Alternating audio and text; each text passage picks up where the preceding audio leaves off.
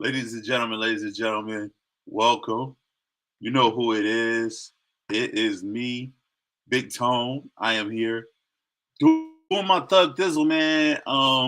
It's a lot of stuff going on today in the media, in the news, in the world. So I'll be running with a special guest today. You've seen him before. He'll be back on. His name is Omar, but he affectionately known as ODZ. You know what I'm saying? That's what I affectionately call ODZ. He'll be running with us. So let's just bring him in. What's up, O? What's going on? How you doing, bro? I'm chilling, man. Chilling, man. I was telling him that I'm running with my homie today. So we're gonna get it in. We're gonna get it popping. The one and only. ODZ, Omar, in the place to be. You know what I'm saying? How you feeling, my brother? Everything's good. Everything's fine. It was a good week, good day. No complaints. Life is good. How you doing? Man, I can't complain, man. I cannot complain, man. I've been just trying to take it one step at a time, man. I had some life situations transpire to where I'm not working northbound anymore. I'm working in our county, Wayne County, and You working in Wayne County? Yeah, I'm working in Wayne County, so I'm just blessed that things worked out the way it should in a favorable way, And I had to pick up a little extra gig, so I'm happy. The things that I was trying to get accomplished this week, I got them done. Oh, so you got the extra gig? Yeah, I do. Well, it's not hard nowadays because nobody still want to work. So are you Jamaican? Would you like to get a third or fourth gig? How many gigs would you like? That's the thing, though. Oh, people say nobody don't want to work, but it's hard. It's hard getting the extra gig out here, man. Like they turn bad and bougie nowadays, man.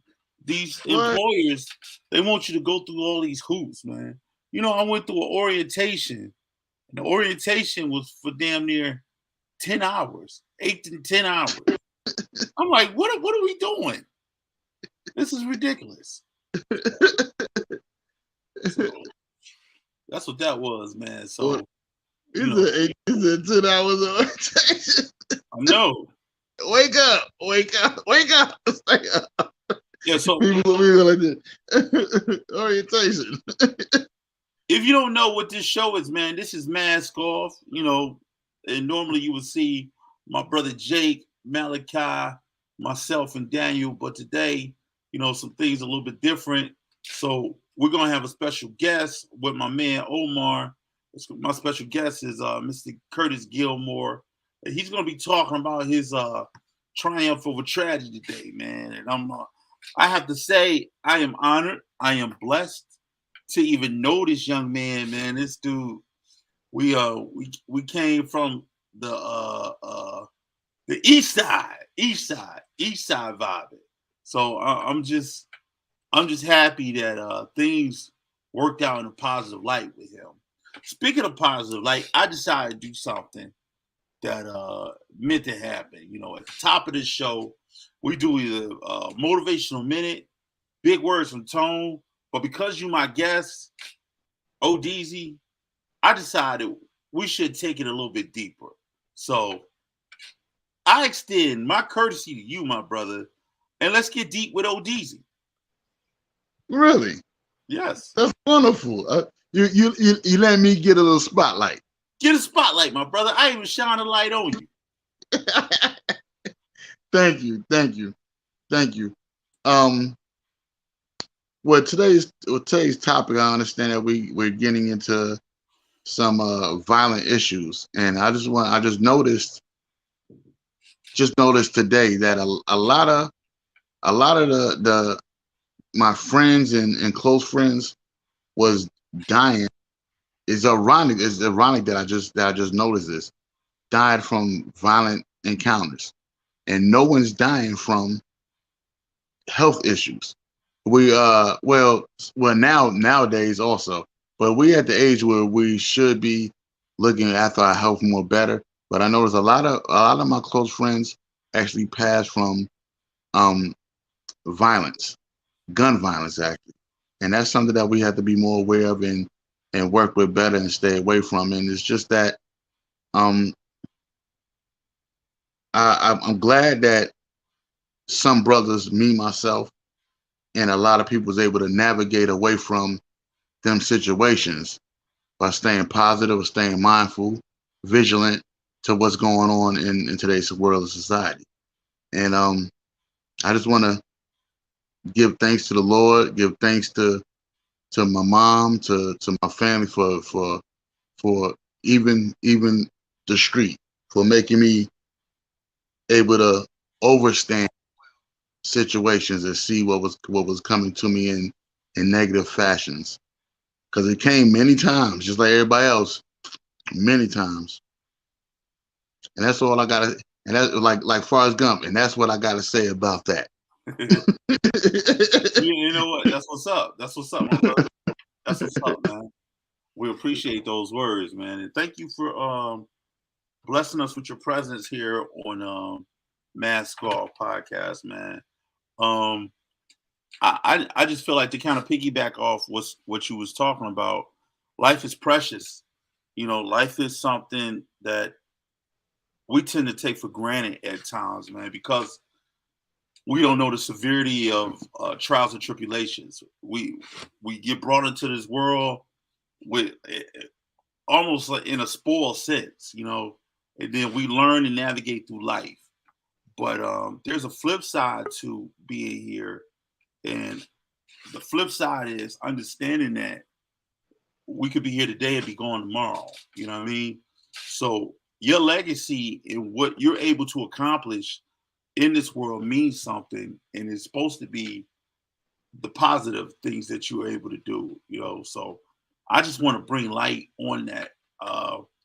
Everything that we do, we have to be accountable for, not in just this world, but in the afterlife. So on that note, I just want to say, man, we need to look within ourselves and look and see what we need to change and how we need to go about doing it the right way.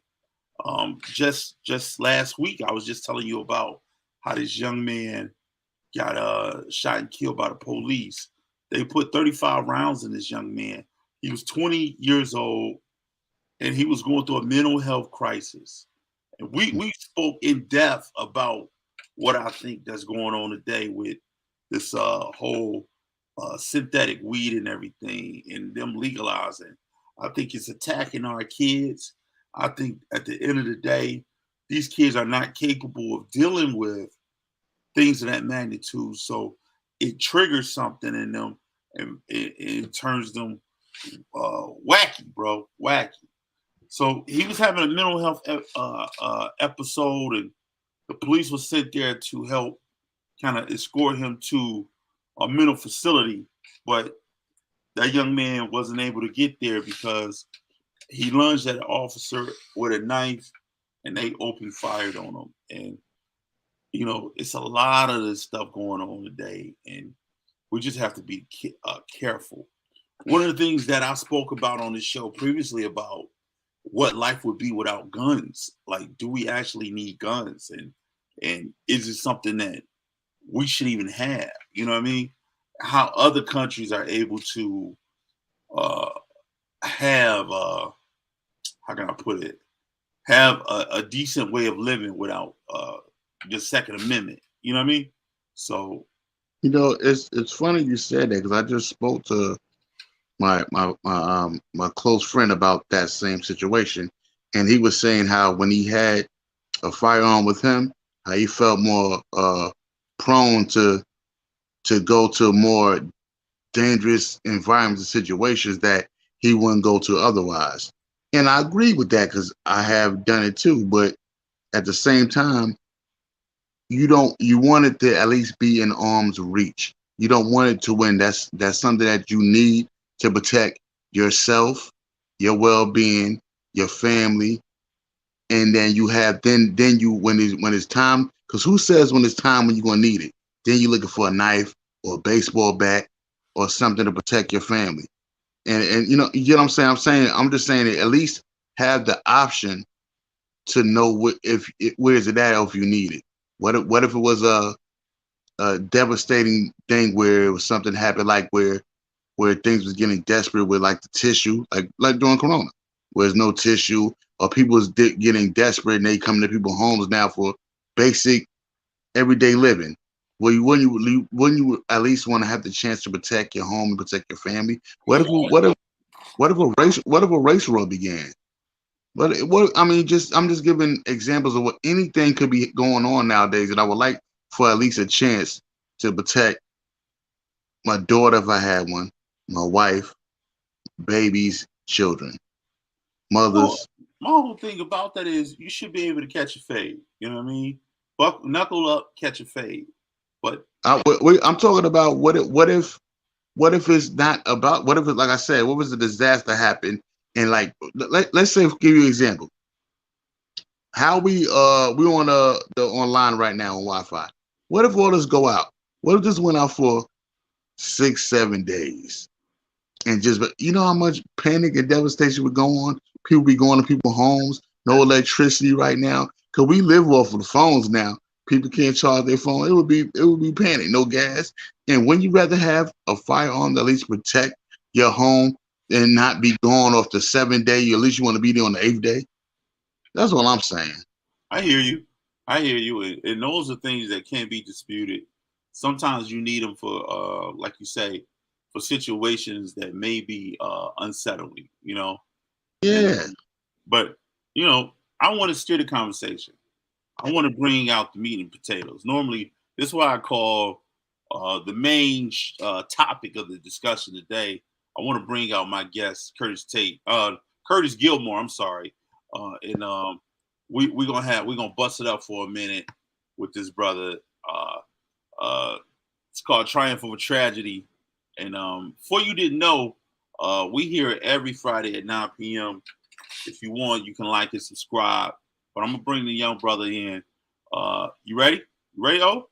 I'm ready. I thought you were gonna tell him again every Friday, 9 p.m. 9 p.m. every Friday we here. But right now, I want to talk to Captain Curtis Gilmore. What's up, my brother? What's going on, Tom? How you doing, man? I'm chilling, man. It's good to see you, Hello, brother. Mr. Gilmore. How you doing? What's going on, brother? Good to be on here with you guys, man. Some good, strong black men talking about some things that we all need to hear. You know, I had never, like I say, a couple weeks ago when you hit me up initially, that's when I found out you had the show. But I'll definitely be trying to tune in each and every Friday at 9 o'clock. Definitely, you know? That's what's up. That's love. Yeah, that's definitely. Love. That's love, man. Yes, sir.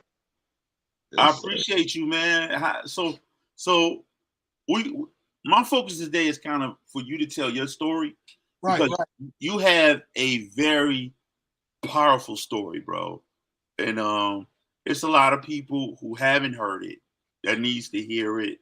And well, first of all, I'm gonna give a little backstory. Me and this brother, we go back. I said it at the top of the show. We go back. This is my young boy. Mm-hmm. Let's get that straight. Oh, this is my young boy. And I lived on a block. It was called Crane, you know, between Forest and Warren. And he moved on a block with his family on Fisher. And then, you know, I had to at least be like 10 or 11, 12-ish. And then the young boy come, hey, what's up? Had all this energy. And I took him under my wing. You know what I mean? And we were just, you know what I mean? So that's my young boy. You know what I mean? Fast forward, things happen in life. We came closer. My family connected with his family. Mm-hmm. And I just remember hearing something that devastated me and kind of made me feel some type of way. You want to kind of go into it? Right. Well, we can, because, you know, it caught a lot of people by surprise, you know, especially my family, you know, from getting that news, you know, just a regular day. That was December 1st, 2016. You know, I remember everything so vividly because I'm writing a book about everything. You know, that's my notes and everything in my notes. And that's what kind of helped me. One of the things I should say that helped me get through the situation or the storm I had to go through. But, You know, I was on the way to work. I was working midnights at the time. Had just got married 3 months prior, and was about to push start my car, and bam, 6 times somebody shot me 6 times. Don't know who, don't know why. That was the crazy part, but you know, I couldn't let that really take over me. Heck, I had to heal.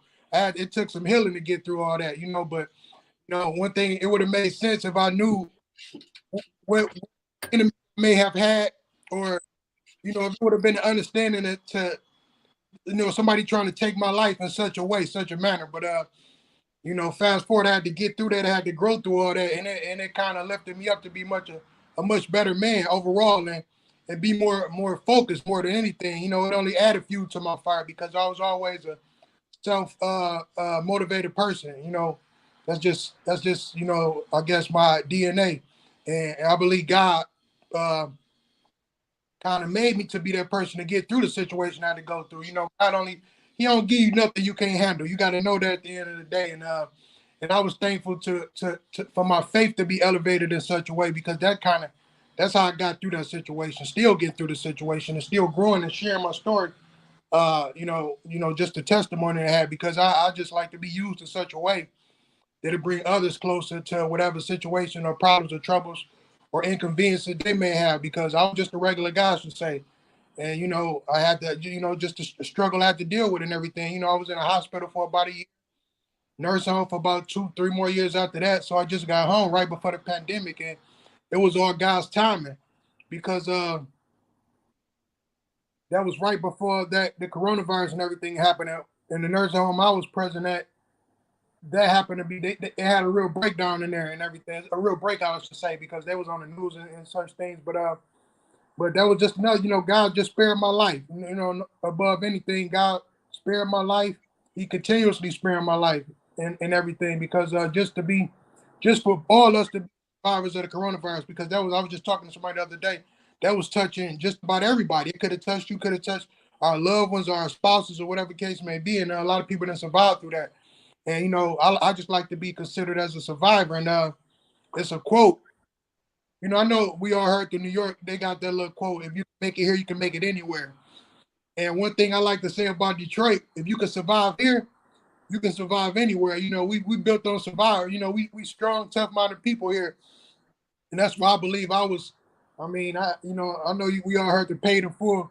You know, people getting shot every day, B. You know what I mean? So, and, hey, I never thought those words would be, you know, I guess I could speak them into my life, because I never thought I'd be getting shot, let alone 6 times. So, you know, I just feel whatever our life, whatever situation we ever may go through, we got to get through it. We can't really make too many excuses. You know, you got things to do out here. You know, we got kids to raise, and we got people looking behind us. So that's what I like to do, or I guess be used by, just to remind people that things can happen. Things can happen just like that. You know, my life was good. My life was good. My life was just getting to a point where I'm like, okay, you know, things happening, you know, everything turning in the right direction, and you know, I'm just being thankful.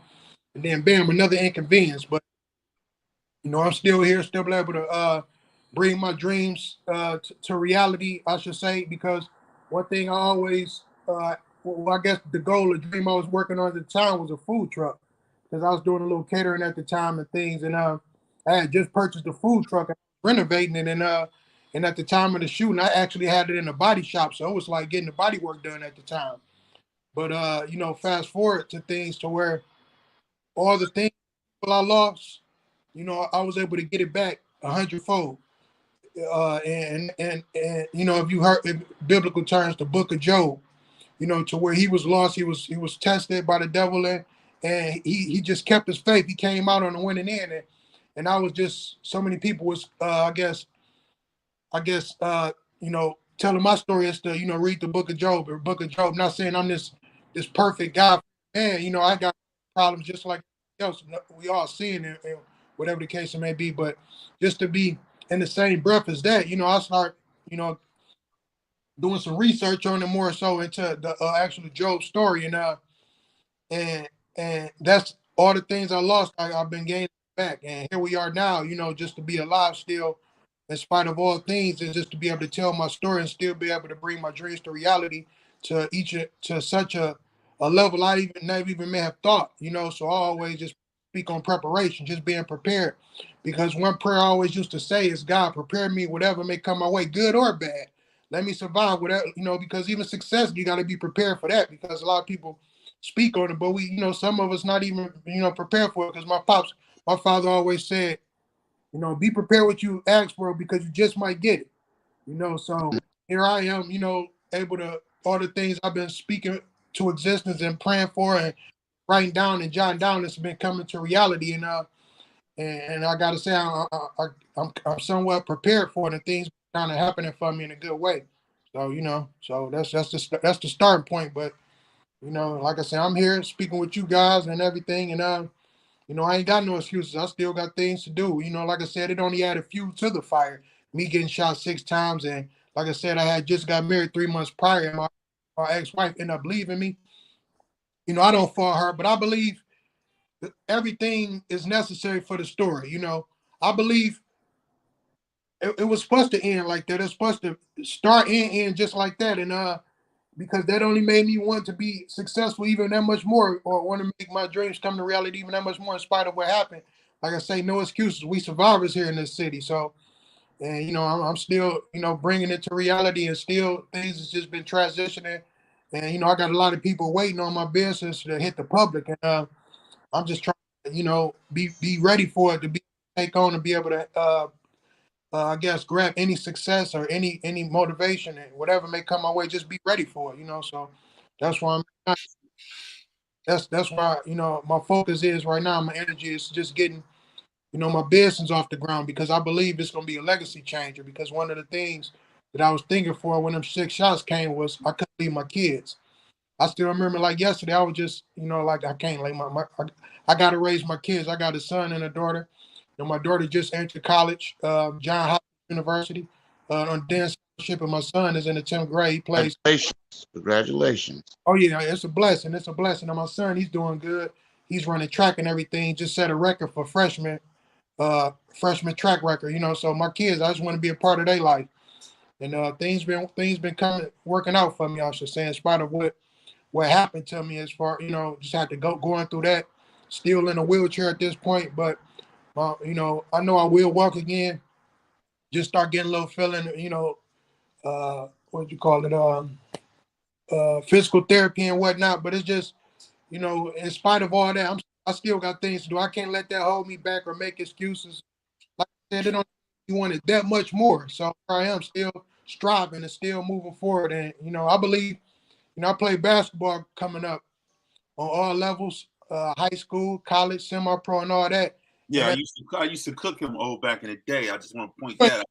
you was just you just had that grown man stuff at the time. I was a little boy, you know. Yeah, That made me tough, and physically, mentally, and spiritually, I should say too, because of the coach I was connected with through the game of basketball. But like I say, here I am, still striving and still making it happen. You know, oh, I'm gonna say this and then I'm gonna let you go. I remember hearing about what took place with you, and it was weird because you were part of 2 situations that happened like that in that one day. You know what I'm saying? If I do recall, it was you got shot a certain amount of time. It was somebody else that got shot the same day. You know, I don't think that person survived. You know what I mean? But you know, I remember it vividly. Today, trying to look for the article because it was an article in the paper. That's how I was like following it. Like at that point, I didn't have any connection with the family because y'all was grieving and everything like that. But I was like, yo, this is crazy. Like I don't know what vibe this is, what sign this is.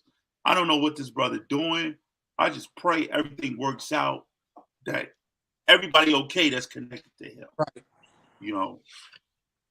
Go ahead, O. No, I was kind of just in a mind frame of got a little tease of what you might be going through, because I had 2 strokes, and in my first stroke, my left side of my body. Now, where I'm from, I never knew you could get paralyzed from a stroke. I didn't even know what a stroke was. Right. Honestly, I just heard about it, but I technically never know even what it was. And I only hear about people that, you know, they get paralyzed from being shot where I'm from. And I was paralyzed for, like I said, I had like a little tease bit. I was paralyzed my left side for a month. And I sympathize with you, and I kind of understood, because it hit me really, really hard. I was in the bed and I couldn't move my whole left side, and I was angry. Right. I was definitely angry, because I didn't know if it was that the feeling was gonna come back, or whatever, in my left side or whatever like that. It came back slowly, not fully yet, but it came back slowly. So I sympathize with you, brother. Right. Yeah, I appreciate it, man. You know, I just learned sometimes you just got to have a little faith, you know, just have a little faith and just trust that things will work out. And if they don't work out in the favor of the direction you might want it to work out in, you know, you got, okay, well, we're going to work it out somehow, some way. So, you know, I was on bed rest for 2 years, 2.5 years. It was tough. But, you know, one thing I can say, I was never angry. I was more so hurt, you know, but at the end of the day, I was just, you know, I was never not too much of a patient man, but I had to work on my patience and everything, and just relax, regroup. But during that time is when I learned so much about myself. I learned so much about my craft, and just I was able to come up with a better game plan, because sometimes you got to just sit down for a minute and just regroup, reroute, and come up with a better game plan, because the game is still not over though. You know, you still alive, so you still got something to do out here. So, you know, and I sympathize with you, you know, a stroke, because being stationed in the medical around so much medical staff, I got so much respect for them, you know, from the nurses to the seniors to the doctors to even the hospitality workers, you know, just to being in that environment. I mean, because it was a point in it was a time in my life where I had to rely on them. I had to trust them. I had to grow a relationship with them, seeing them every day more than I even seeing my family and everything. And I thank them from the bottom of my heart each and every time for all the love they're giving me. That was a blessing in itself. But yeah, like I said, even a stroke, for when I seeing a lot of different patients, to where they young people getting strokes and stuff. You know, that's why we got to just be thankful for our health and take our Me, serious. You know, because we want to be here as long as we can.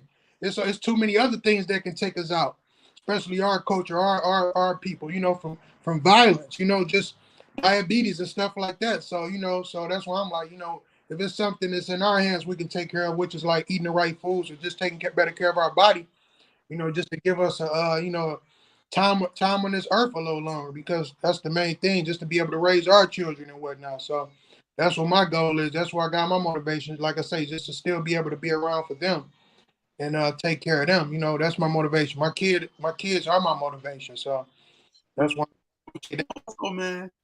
they see everything I'm doing and watching behind me, and you know, I can teach them a lot of things, but if I can show them along the way, you know, pay attention to detail, to where if I'm not giving no excuses, you ain't got no reason to give no excuse, you know. So that's what it come down to. So, you know, I'm like I said, I'm just grateful each and every day, because if I wake up and if I'm in my right mind, and that's all I need, just breath in my lungs, breathe, right state of mind. Okay, get the day going, and I can handle it. That's all I need, you know. So, you know, and out of the 6 shots, and that was another thing, my family didn't even know I was shot 6 times. You know, the doctor was steady telling them, you know, we found 1 bullet, we found 3 bullets, we found 6 bullets. They like, wow, what the heck? You know, it was a shocking situation. I can only imagine, you know, I can only imagine. And you know, whoever done it, whatever, you know, I couldn't carry that with me. I had to be forgiven, you know, because I can't keep moving if I'm steady putting too much energy and effort into that. I believe everything always comes to the light. So, you know, I'll just leave it at that. And I just, you know, I know God is protecting me, protecting my children. I pray for that and I believe in that. So, and I know every day is a blessing, every day is good. So all is well. man, that's real that you said that. And that's amazing, because a lot of people, me myself, I have a hard time with I have a hard time with somebody was called with forgiveness myself, and that's amazing what you just said. Honestly, that's what's up. Right. You know, I was just the other day, honestly, you know, it's easier said than done, but it comes from the heart, you know. Like I say, I need my energy, you know, so I can't get into something. I don't like to go backwards. I like to move forward and just steady move forward. I say I'm still alive because whoever it is, whatever the guy did, whatever he done it, you know, he don't know he woke up a sleeping giant. You know what I mean? So I ain't thankful I got shot or nothing like that. But you know, like I said, I use anything as motivation, and if I'm still here, that's good enough. You know. I,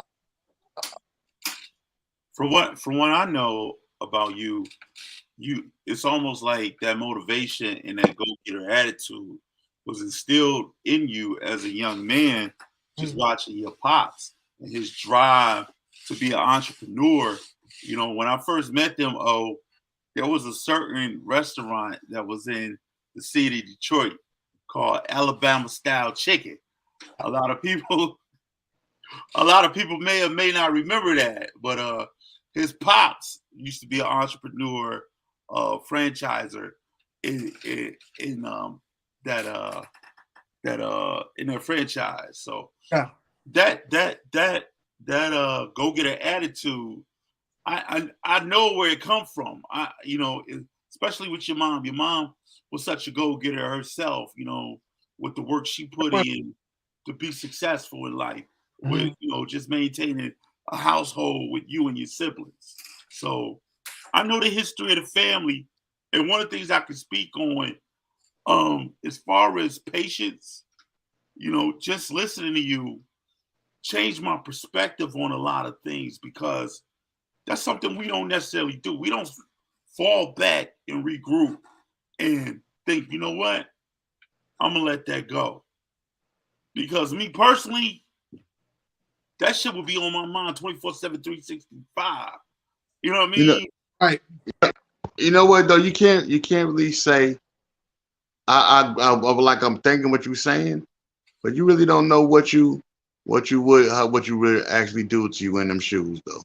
And that's true too. I wouldn't know. I'm only speaking from the perspective of right now.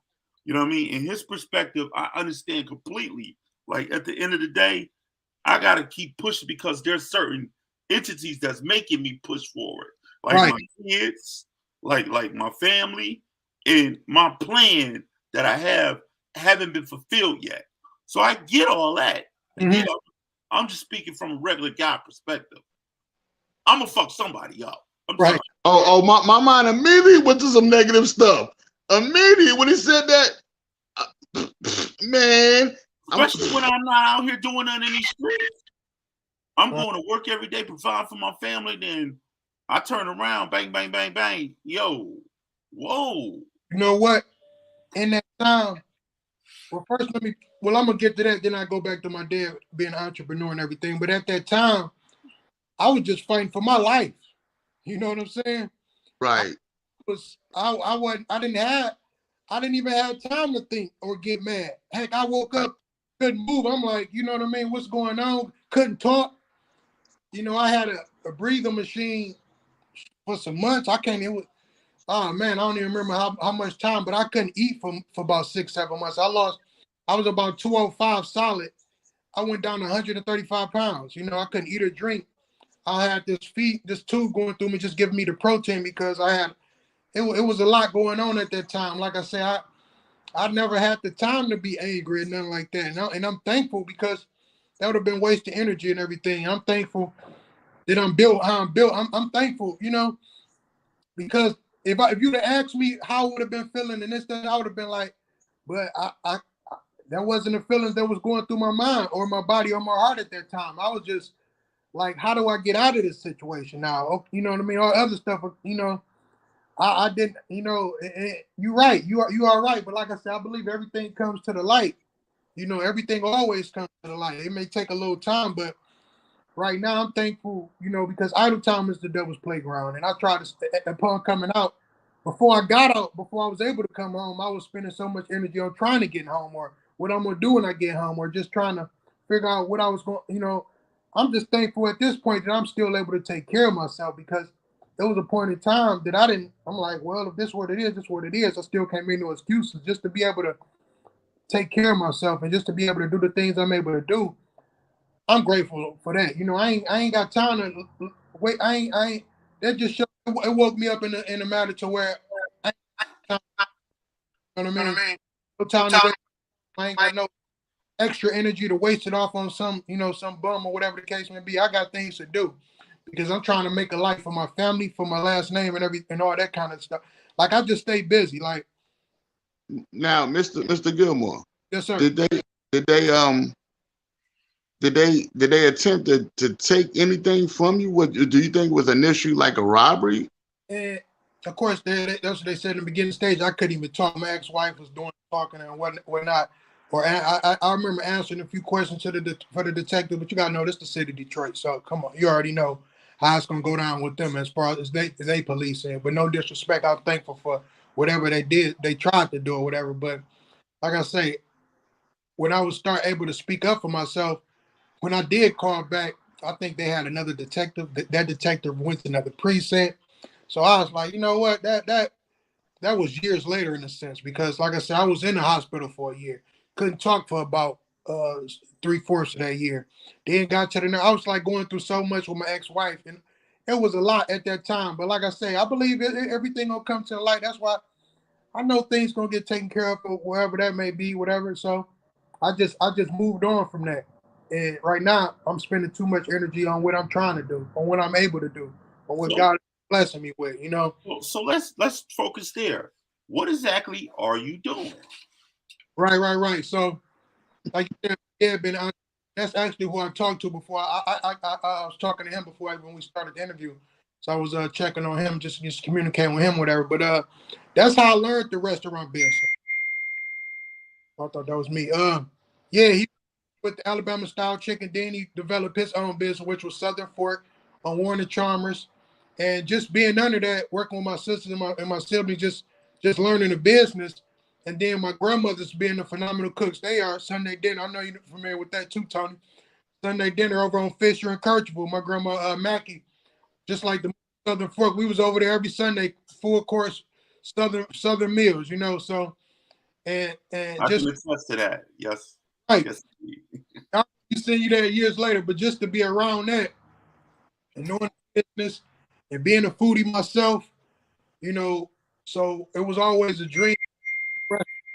I was always writing down notes on how I wanted to do it and all this, that, and the other. So before I got shot, like I said, I bought the food truck. So when I ended up selling that food truck when I was in the nurse home, I was like, okay, this is the wrong time apparently. I got too much stuff going on. If it's meant to be, I regroup. It'll come back even better. I stood on that. So I was able to, while I was in the nursing home, purchase a food truck, got it renovated, got the design set up. So when I came home, I knew that's what I wanted to do. I knew I wanted to pick up where I left off. So I started putting, different dishes on social media and everything it was picking up pretty good. And, and I know that's when I was in my element, just doing cooking. I believe that's my purpose now, and so I want to find a building so I can be able to supply the food truck consistently, because I learned a lot of things I learned was from my dad's business practices or whatever. I learned where he could have been better at whatever areas he could have been better at, or just just running down the line. So I had so I had to take a little time out, and I went to look for a building. So I finally found a building, and the deal fell through, and it was tough just finding that building. So, but I was like, okay, I knew not to panic, and I knew it was something better for me. That comes from patience and having a little faith. So I found a building not even a week later. So I went to go look at it, and this particular building that I got now on not Warren, but Whittier and Wayburn, Whittier 94 area, Okay. 10940 Whittier. So I found the building, and with the building, and it was big. What I thought it was, and it also came with an apartment building and everything, a 2-unit apartment building. So it was a bigger blessing than what I even set out to be.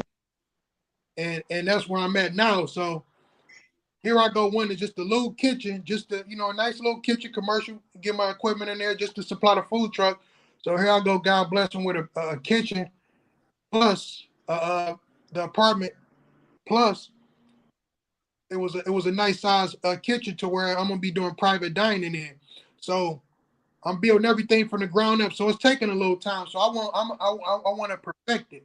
So I made a supply everything and things to be running like a well-oiled machine, you know. So, and I built everything from the ground up. New floor, you know. It's just been a, I ain't gonna say it's been a struggle, but it's been a journey because I'm a perfectionist. So, but I know I'm like right there. You know, hopefully within the next few months things will be coming together because I'm not just doing the food truck. So I got the food truck.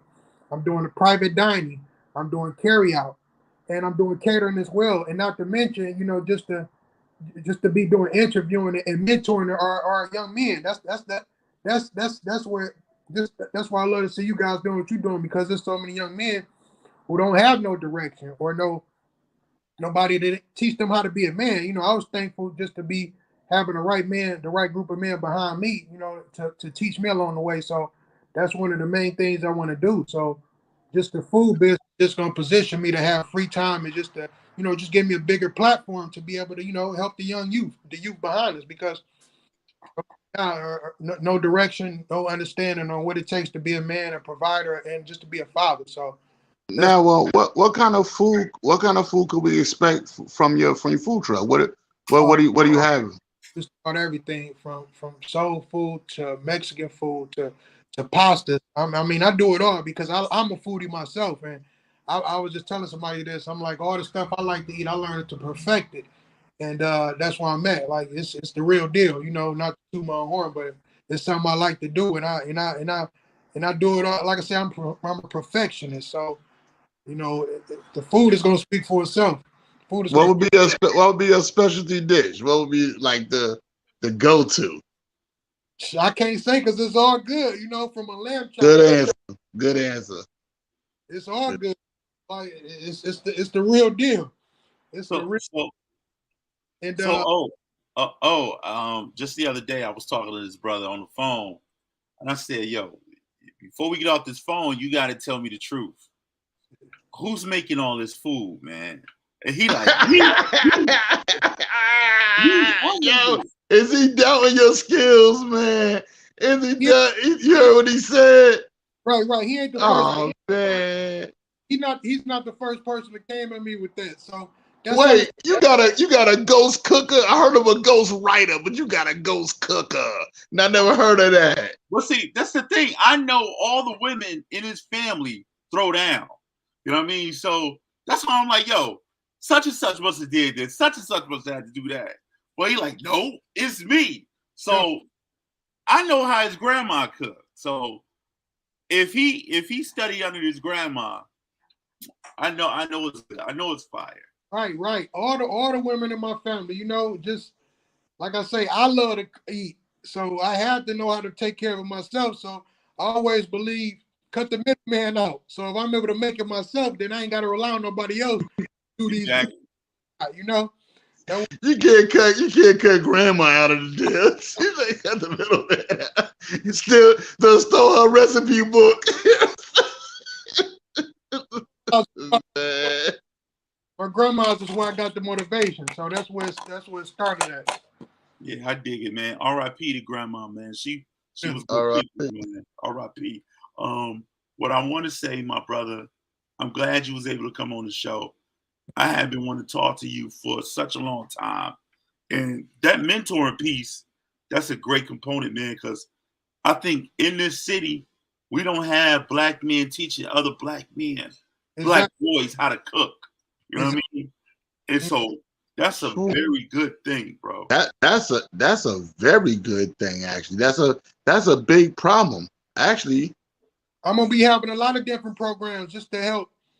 That's what it is. It's about giving back. You know, that's what it comes down to me. I believe you get back what you put in. So if you putting that good positivity and all that love out, you're gonna get it back more than what you put out. So no doubt. Heart. It comes from the heart. So and all that stuff is coming to life. All that stuff is coming to life. That's why I like to speak positive and speak it to existence, you know. So I'm glad you were able to come on so I can honor you and honor your experiences and honor what you plan on doing. Before we go, do you have any shout outs you want to give? Man, shout out to you, Tony. You know what I mean? Just to having me on here, you know. And I believe it's going to be more interviews in the future. And I love what you're doing, man. I love what you're doing. Like I say, I just knew about it 2 weeks ago when you had, when you spoke to me about doing the interview and everything. So, like I said, I'll be trying to tune in each and every Friday at 9:00 and spread the word. I know the channel is gonna grow. You start. Hey, that's what it's about. That's what it's about. Just growing, being better than we were before. So, No doubt, no doubt. Out to you too, Omar, man. Too nice meeting you too, brother. Nice meeting you, Curtis. Good vibes, good love, and positivity out, man. But I like to shout out my family because without them, man, my family, they were the ones that held me down, when I was at my weakest. Just for them to giving me the love and just coming to see me and just support me, what I'm doing, what I'm trying to do, and everything is. I'm thankful for it. I'm very much thankful for it. You're inspirational, man. You're very inspirational. Like to stay positive and focused. Mm-hmm. And that's Proud of and that inspires me. With me able to inspire others, that inspires me. It keeps me moving forward and everything. So that's what it comes. So what's the captain part about? Curtis, Captain Gilmore. Right, Captain Kurt. Because I was trying to come up with a name for the food truck and everything, and I was talking to a friend of mine, and she was saying how I'm so bossy and everything. It was a joke inside, and she was like, "You the Captain Kurt." I'm like, "Dang, okay." Don't you know when you looking for something, or when you looking for a house, and you looked at 20 houses, you go in that one house like, "Man, this is it right here." So when she hit me with that name, I'm like, "Dang, okay." It's stuck, and it was a catchy slogan and everything, and that's what people called me now. So I took it and ran with it. So that's what it come down to. Yeah, I affectionately know you as Baby Kurt. Right. You already know. So I think I'm like a sergeant. I'd be like a sergeant. Oh, that's all. Sergeant. I can't come. I'm not ranked yet. I don't got my bars on my shoulder. Right. Sergeant. Good. So man, we gonna close this thing out, man. But thank you for coming on, man. I appreciate you, man. And anytime you want to come back on, just let me know. Anytime you featuring something or you giving like directions to how to get to your spots, or you doing a pop-up somewhere, you always welcome to come on and talk about it anytime. I appreciate you. I pray for you. I love your family. I love you. You know what it is over here. And I thank you for being a part of what's going on, my brother. Definitely, Tone. I appreciate it. Like I said, I'll be back on again. No doubt. Can you send some pictures to him of them plates? Take a picture of some of the meals and send them pictures in. All right. Yeah, check it on. Let me see. My Instagram is at Captain Kurtz Mobile, and the Facebook is Captain Kurtz Mobile Eatery. Search those, and it'll come up. Everything on it. Google it. I tell people not Google it. All the places. Google me, right? Right. That's what it is. That's the thing about social media now. Everything is a click away, so all that stuff is online and everything. So you can check it out like that. Yeah. So on that note, man, we're gonna get ready to close this out, man. Once again, ladies and gentlemen, this has been Big Tone, my man ODZ, and our special guest, Curtis Gilmore. He overcame a tragedy to make it a triumph, man. And he ain't stopping. He got things he got to do. That's not out of my mouth, but that's out of his mouth. This is Mask Off, episode 125. We here every Friday at 9 p.m. Let's get it, man. Have a good week. Enjoy yourself. Take care of each other. Peace out.